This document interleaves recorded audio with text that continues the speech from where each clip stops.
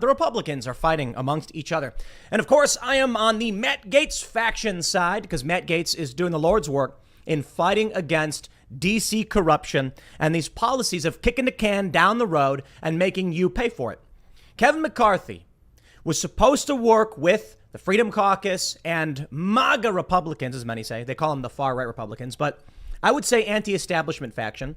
And instead, he cut a backroom deal with Democrats to get a continuing resolution through to fund the government and provide funding to Ukraine and a whole bunch of stuff we, the American people, do not want.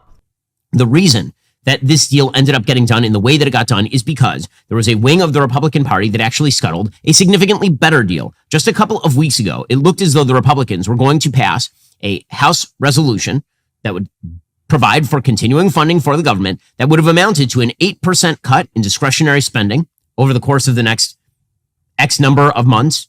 And not only would it include an 8% cut, it would also include border security measures. And for some reason that no one can discern, Matt Gaetz and company on the right wing of the Republican caucus decided that they were going to not vote for that. Matt Gaetz is one of the only people, there's a handful, but he's leading the charge in standing up against this. Right now, you've got Kevin McCarthy saying, I got funding for the troops, for veterans, and now you're trying to remove me. Here's his quote. Defiant McCarthy has scheduled the vote for Tuesday, saying if you throw a speaker that kept government open and paid the troops, I think we're in a really bad place. What a despicable and disgusting misrepresentation. And that's why I say you can't trust this guy. But I do think Matt Gaetz played it right. You go back to when the fight over the Speaker of the House was happening, and a lot of people were asking why it was that Matt Gaetz finally caved in. He even nominated Trump. I loved it. It was absolutely hilarious. Why now give in? What more could you do?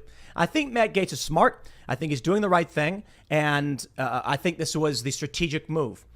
Instead, they were just going to stand there and shout no at Kevin McCarthy. And a lot of people were like, I don't even understand why you're shouting at him. Like, what do you think he can do? He has a Democratic Senate and a Democratic president. He already won one government shutdown debate with Joe Biden because Joe Biden, like a fool, came out and suggested that he was not going to negotiate whatsoever over spending. And then he ended up caving, and McCarthy got some funding cuts around the edges. Well, the same thing was going to happen here. McCarthy was going to pass a bill that included an 8% discretionary funding cut and border security measures. It was then going to go to the Senate, and Democrats were going to be forced to argue that they would rather the entire government shut down than that these cuts be allowed or that border security be allowed. Again, wrong-footing Democrats is what you have to do to win future House elections.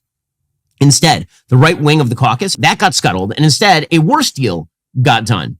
And then that worse deal is being used, as we'll see in just a second, by Matt Gaetz to suggest that Kevin McCarthy ought to be ousted from the speakership. So it was basically a catch-22 that Gaetz was setting up for McCarthy. He wasn't going to pass a better version of the bill for some unspecified reason because McCarthy was a sellout. And then when a worse version of the bill gets passed, then it's because McCarthy is a sellout. Okay, so what exactly was Matt Gaetz's argument? Well, it wasn't that he's siding with Trump on this. Trump wanted McCarthy to be speaker. It wasn't that he's siding with the right wing of the party on this. Chip Roy, Thomas Massie, they wanted McCarthy to be speaker. By the way, you want to talk about disloyalty in American politics? How about the fact that McCarthy has been incredibly loyal to, for example, President Trump, and Trump is nowhere to be found in any of this. Anyway.